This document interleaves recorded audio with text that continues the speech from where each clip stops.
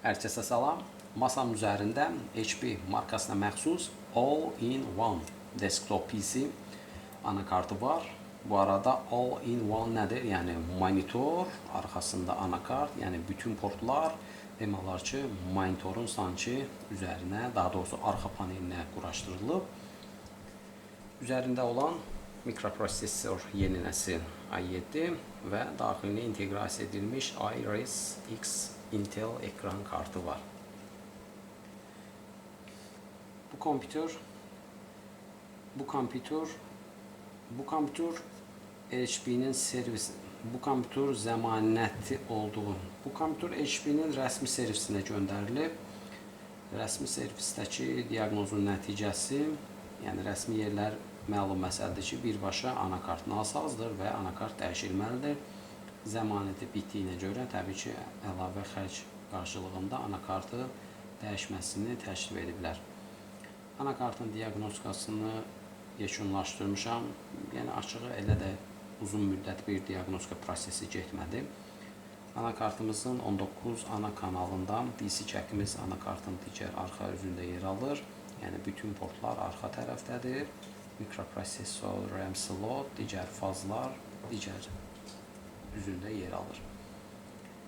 19 ana xəttini ölçdüyümdə, yəni burada bizim çıxışımızda şunt müqavimət var, bir qısa qapanma var. Qısa qapanma məlum oldu ki, əsas ana kanaldadır və qısa qapanmamızın olan bölgəsi isə burada deməli bizim CPU üçün 2 ədəd faz və daxili ekran kartı üçün 1 ədəd fazdan istifadə ediblər. Deməli CPU fazının, CPU core fazının birinci, bilmirəm sıralama nədir? Sıralamaya görə birinci, daha doğrusu ikinci DiarMOS-umuzun ana xəttində olan SMD kondensatorun üzərindəki olan yırtıqdır, yəni mikroçatdır və təbii ki, bu artıq qısa qapanma sayılır və bu qısa qapanma olduğuna görə birbaşa olaraq ümumi 19 ana xəttini qısa qapanmada saxlayır. Buradakı qısa qapanma haqqında ümumiyyətlə bu tip şunt müqavimətdəki olan qısa qapanma tam olaraq nədən qaynaqlanır? Birinci video kursunda ayrıca sırf bununla bağlı bir dərsim vardı. Burada yaxşı tərəf odur ki, əgər DiarMOS-un daxilində üst MOSFET-də bir yırtıq əmələ gəlsəydi, yəni drain və source kanalı açıq vəziyyətdə olsaydı, bizim vida blokumuza bağladığımız anda 19 ana voltaj birbaşa, çünki üst MOSFET açıq olduğu zaman artıq burada düz bir 0 ohmlu bir müqavimət kimi düşünə bilərik və birbaşa faza düşür. Faza düşdüyü zaman CPU-nun core dövrəsi sıradan çıxma ehtimalı yüksək olur. Düzdür, öz orijinal qida blokunu bağladığımızda özünü qoruma rejimini alır, ancaq 19 voltajla 1 voltaj arasında çox ciddi bir fərq var. Yəni 19 voltaj qoruma rejimi alsa belə anlıq olaraq, yəni burada artıq nanosaniyədən söhbət gedir. Bu nanosaniyə ərzində 19 voltajın tamı olmasa da ən azından 3-4 voltaj bura core fazına düşə bilər. Ancaq yaxşı hal odur ki, DiarMOS-umuz sağlamdır və sadəcə DiarMOS-umuzun çıxış tərəfində olan 19 xəttində olan SMD kondensatorumuz nasazdır. Ancaq yenə də mən CPU core fazını grounda qarşı ölçməyim lazımdır. Əgər mənfiyə doğru ölçümdə çıxışdakı qısa qapanmada olan şunt müqavimətin dəyəri ilə fazımızdakı olan dəyər bərabərdirsə, bu yaxşı hal deyil. Hətta bu halda artıq DiarMOS-umuzun üst daxilində inteqrasiya edilmiş üst MOSFET-i də sıradan çıxmış olur və CPU-nun sağ qalma ehtimalı aşağı düşür. İlk öncə 19 ana xəttini aşmadan öncə mütləq şəkildə OVP, OCP aktiv edilməlidir. Gördüyünüz kimi anlıq olaraq qoruma rejimi alır. Deməli, anakartımızda qısa qapanma var. Multimetrimiz ohm rejimdədir. Müqavimət dəyərinə baxaq. 0.001 bu yaxşı dəyərdir. 0.01, 0.2 bunlar əslində kiçik bir dəyərlərdə hesablamamızdan çıxmaq üçün istifadə edirik. İlk öncə DC jackimizin EMI dövrəsi, yəni induktor olan dövrəsinə baxaq. Burada dəyər yüksəkdir, megaohm cinsindəndir və daha sonra burada bir ədəd giriş MOSFET-indən istifadə edilib. MOSFET-imizin çıxışı birbaşa, yəni MOSFET-imizi yox, şunt müqavimətinin ölçümünü edirəm. şun müqaməti ölçdüyüm zaman bizim prob dəyərimiz 0.2 idisə, yəni tam olaraq 0.1 ohmluq bir tam qısa qapanmadır mənfiyə doğru. Diod rejimini alaq və MOSFET-imizi də yoxlayaq. Çünki bu halda bəzən MOSFET də sıradan çıxır. Hal-hazırda bir qısa qapanma görünmədi. Problarımızı təmas etək və bəli, bu da bizim MOSFET-imiz üçün gövdə diodunun dəyəridir. 507 millivolt. Bu MOSFET üçün normal dəyərdir və MOSFET-imiz sağlamdır. Yenidən ohm rejimini alırıq və hansı ki qısa qapanmada olan bizim 2 ədəd CPU fazından, bu arada bu 2 faz paralel şəkildə, yəni ayrı-ayrılıqda diarmoz olur. Ayrı-ayrılıqda hər diarmoz üçün ayrıca PWM siqnalı göndərilir, VRM kontroller, ancaq çıxışdakı yük birləşdirilir, paralel şəkildə paylanılır.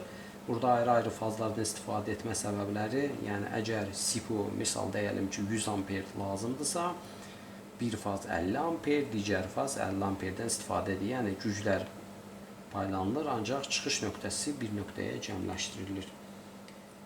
Ümid edək ki, fazımız normal dəyərdədir.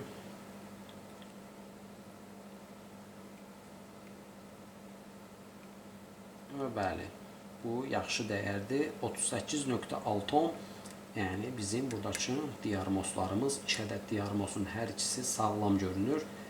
Ancaq diarmozumuzun əsas ana kanalında tam qısa qapanma var.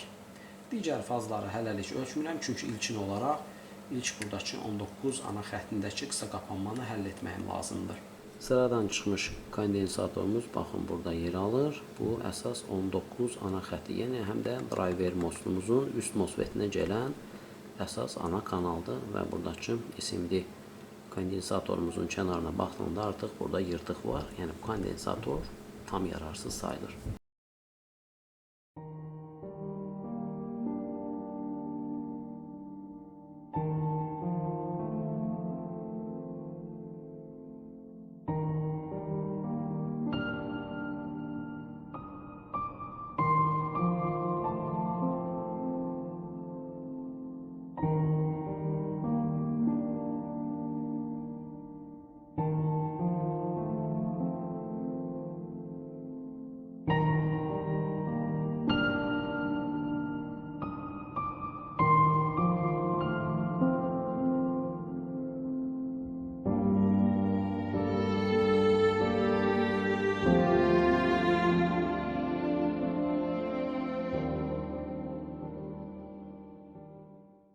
SMD kondensatorumuz yeniləndi. Növbəti ölçüm birbaşa şunt müqamətinin ohm dəyərinə baxıram. Artıq yüksək bir dəyər var. Bu arada bu dəyər ohma qədər hal-hazırda kilomdur, ohma qədər yüksəlir. Bu arada qeyd edim ki, ümumiyyətlə təmir prosesinə başlamazdan öncə hər zaman CPU kristalının üzərini bağlamağınızı tövsiyə edirəm. Çünki pinsetlə işlədiyiniz zaman kristalın künclərində mikroçat yaranmasın deyə bu tip izolyasiyadan mütləq şəkildə istifadə edin. Multimetr volt rejimdə qida blokunu bağlayıram. OVP, OCP hər zaman aktiv edirik.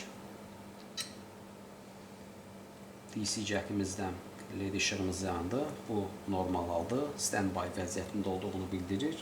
3.3 gərginliyimiz standby fazımız aktivdir. 5 fazımız aktivdir. 1.8 fazımız aktivdir. Təbii ki, digər fazlar tam ölü vəziyyətdədir, çünki anakart start almayıb. Anakartı tam toplayın, daha sonra son nəticəyə birlikdə baxaq. Monoblokumuz tam hazırdır. Bu arada bir neçə test etmişəm, hər şey qaydasındadır. USB port olsun, yəni driverlərdə hər hansı bir xəta yoxdur. Bu arada mənə gələndə NVMe SSD üzərində yox idi. Mən kənardan USB Flash, USB Live Windows üzərindən bu sistemi açmışam. Bu arada buranın bağlama səbəbi təəssüf ki, artıq yeni laptoplarda ümumiyyətlə plastik çərçivədən istifadə etmirlər. Çox risklidir bunu açıb çıxartmaqdan. Yəni belə deyim, tam bir ehtiyatsızlıq, yəni kiçik bir ehtiyatsızlıqdan ekran tamamilə sıradan çıxa bilər. Ona görə buranı bağlamışam. Çünki bura artıq panelimizin hansı ki incə led bölgəsidir. Yəni matrisi ilə birləşən yerə, ona görə bunları bağlamışam ki, hər hansı bir fiziki zədə səbəbli panel sıradan çıxmasın. Bu formada saxlamışam, onda qoymuşam, tam bağlanmasın. Çünki çıxartmaq, sökmək çox çətindir. Bu arada CPU yeni nəsildir. i7 olduğunu bilirdim, amma 13-cü nəsil olduğunu bilmirdim. 13-cü nəsil i7 1355U seriyadır. Təbii ki, bunlar low power cərnişdə çalışan bir mikroprosesor. Ofis təyinatlı olduğuna görə 16 GB RAM-ı var. Device Manager-dən bu arada burada artıq yəni əksər driverlər yoxdur. Çünki əməli sistemi olduqdan sonra artıq bunlar tamamı yüklənir.